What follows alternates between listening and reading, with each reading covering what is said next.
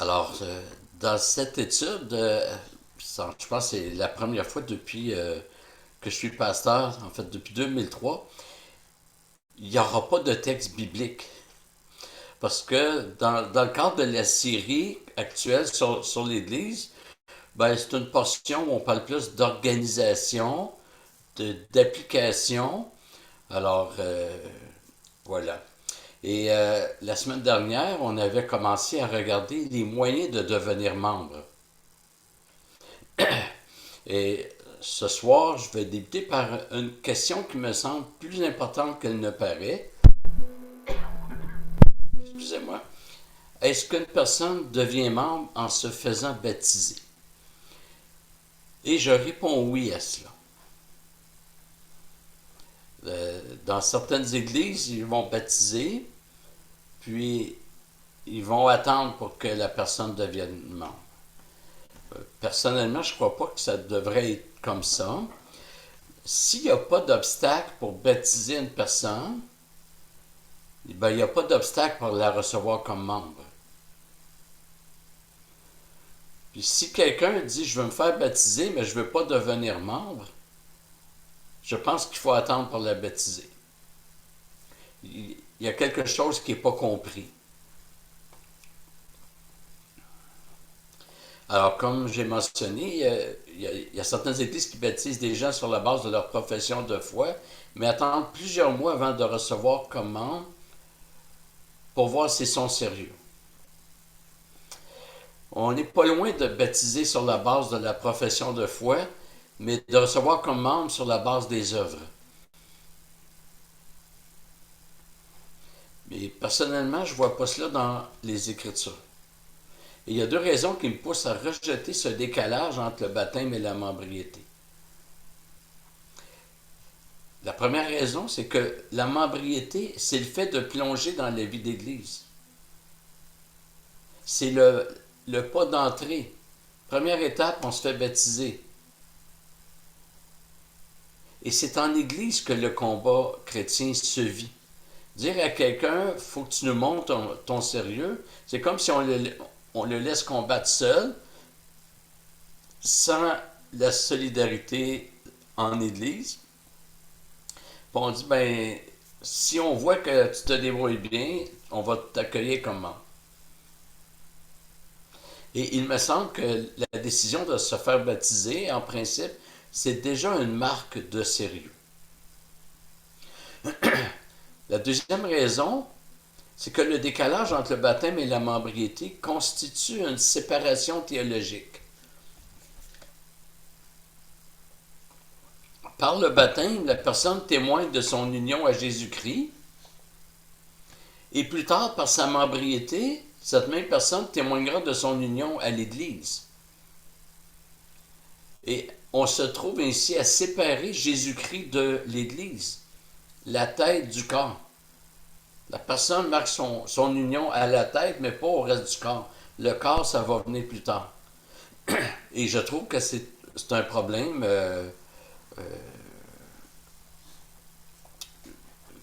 théologique quand on laisse un décalage. Alors, il me semble plus conforme de baptiser en considérant que le baptême fait de la personne un membre à part entière du corps. Est-ce qu'on devrait baptiser, puis là, je viens juste de remarquer que je n'ai pas pensé de développer cela, alors je vais le faire par cœur. Euh, Là, j'aurais dû avoir des textes bibliques, mais est-ce que on devrait baptiser une personne dès qu'elle fait profession de foi, ou si on devrait attendre, euh, puis lui donner toute une formation, etc. Je dirais qu'il n'y a pas unanimité sur ça.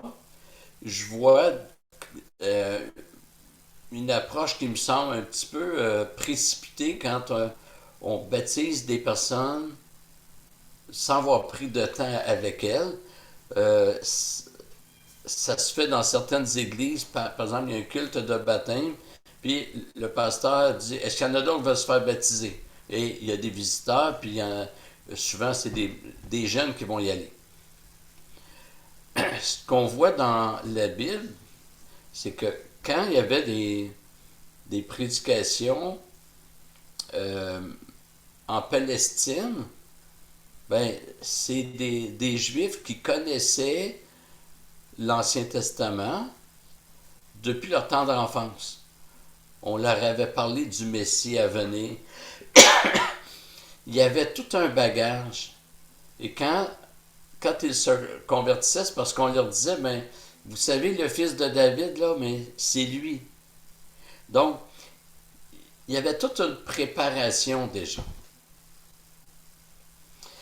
Euh, alors que quand on sort de la Palestine, et je prends comme exemple Acte 8, Philippe est en Samarie, ben Philippe a enseigné énormément sur les questions du royaume,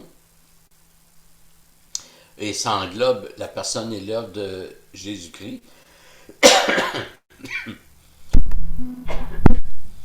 Et donc, c'est après avoir été enseigné que c'est marqué hommes et femmes se firent baptiser.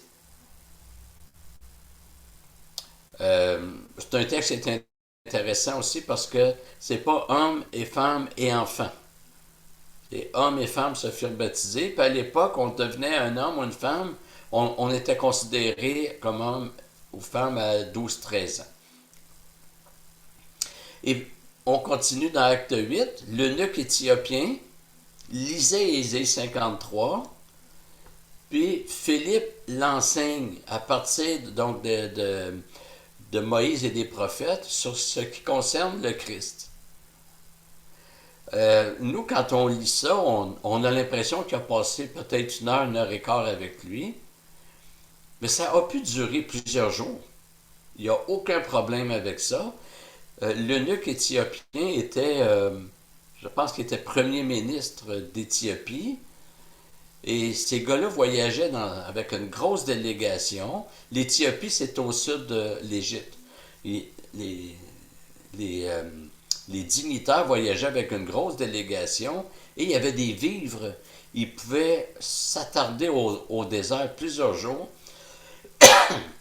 Alors, peut-être que Philippe a passé plusieurs jours avec eux, avec l'Éthiopien, puis ça pose aucun problème. Ce qui est clair, c'est que Philippe a enseigné l'eunuque éthiopien avant de le baptiser. Et quand Philippe dit qu'est-ce qui empêche de baptiser celui qui a cru, ben il faut que la personne ait cru en quelque chose qui lui a été exposé, un ensemble de vérités. Donc voilà pour le baptême.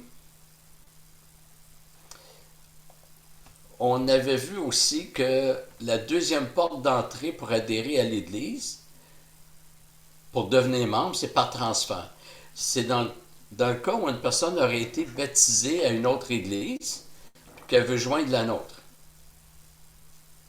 Évidemment, nous ne la rebaptisons pas.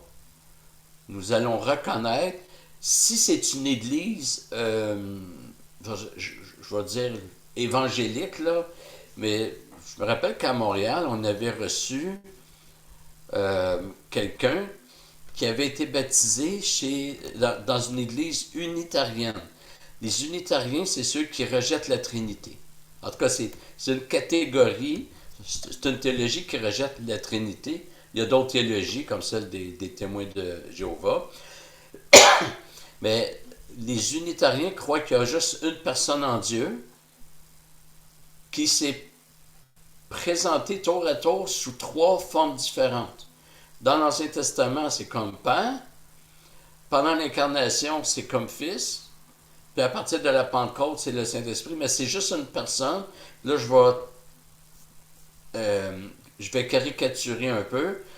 Dieu change de costume selon l'époque. Mais il y a juste une personne, il n'y a pas trois personnes en Dieu. Il n'y a pas de Trinité. Il y a juste une personne. Alors, nous, quand on a vu ça, on s'est dit, ben, la Bible demande que le baptême soit fait au nom du Père et du Fils et du Saint-Esprit. Alors, on n'a pas reconnu son baptême et le frère s'est fait baptiser avec grande joie dans notre Église. Donc, on n'a pas procédé à un transfert dans ce cas-là. Mais si la personne est baptisée dans une église qui permet qu'on reconnaisse le baptême, euh, ben là, on va reconnaître le baptême et on va procéder par transfert. C'est-à-dire que la personne va, va demander au pasteur de l'église qu'elle a quittée de nous envoyer, nous, aux anciens, une lettre de transfert, une lettre de recommandation. On demande qu'il l'envoie à nous directement, parce que s'il y a des choses négatives dans la lettre, on ne veut pas que la personne la déchire et dise finalement, j'ai pas pu en avoir une. Et on voit dans la Bible que Paul recommandait des personnes à certaines églises afin que celles-ci les accueillent. Donc c'est un peu le même principe.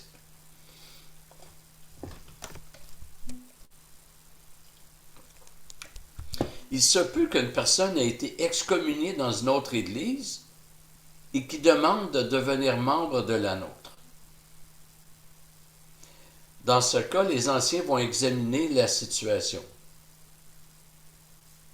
Pour ma part, j'aime bien téléphoner au pasteur de l'église à laquelle la personne appartenait avant.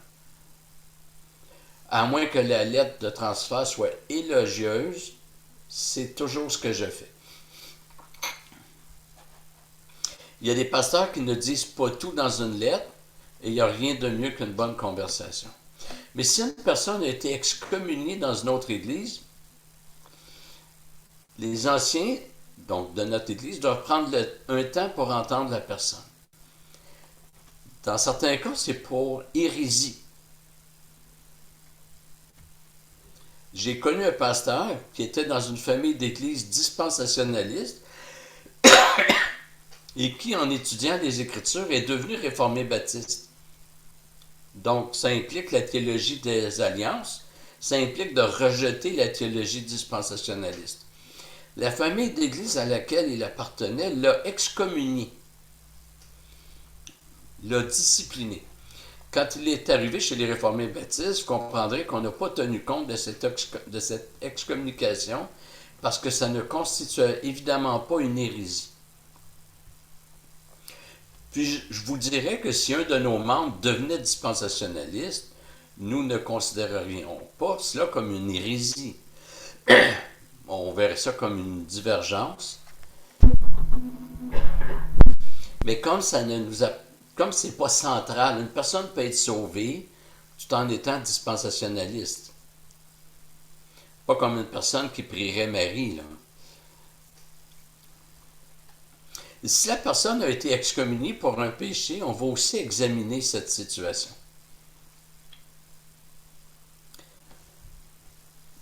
Ça se peut, en fait, que ça ne soit pas un péché.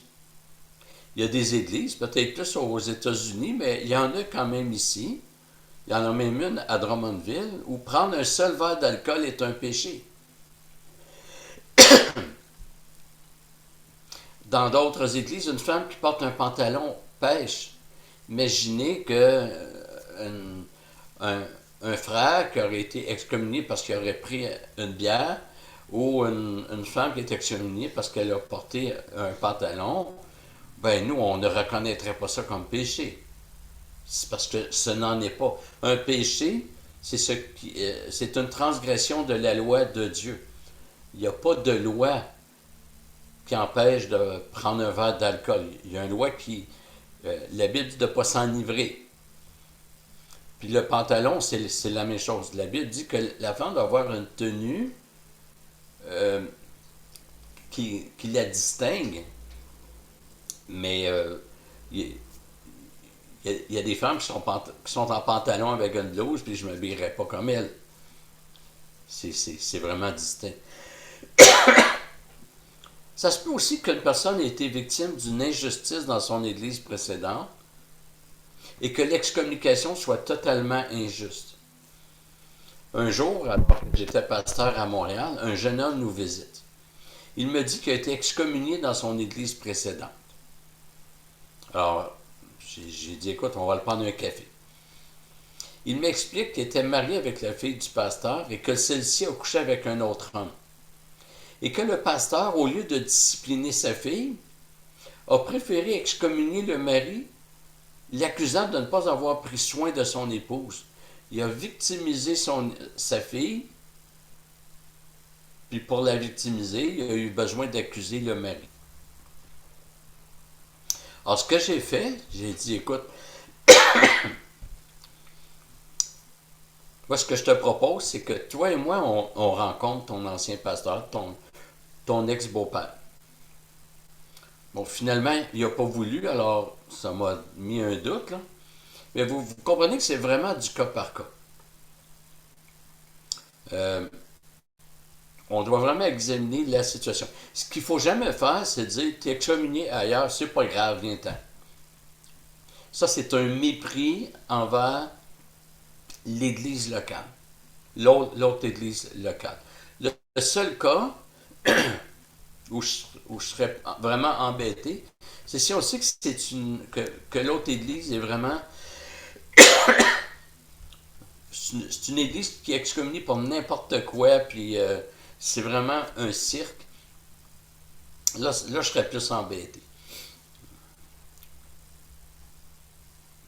Mais si l'excommunication de l'autre église est fondée, on doit appuyer l'autre église. Et si elle n'est pas fondée, on ne doit pas appuyer l'autre église. Et dans les deux cas, l'idéal serait d'écrire une lettre à l'autre église pour exprimer que nous entérinons leur décision ou encore que nous ne pouvons pas l'appuyer et donner les raisons. Mais on doit communiquer avec l'autre église. Voilà, écoutez, on va s'arrêter ici. Je ne veux pas rendre ma gorge au point où elle était dimanche. Alors, merci de votre attention. Dieu voulant, on va continuer la semaine prochaine.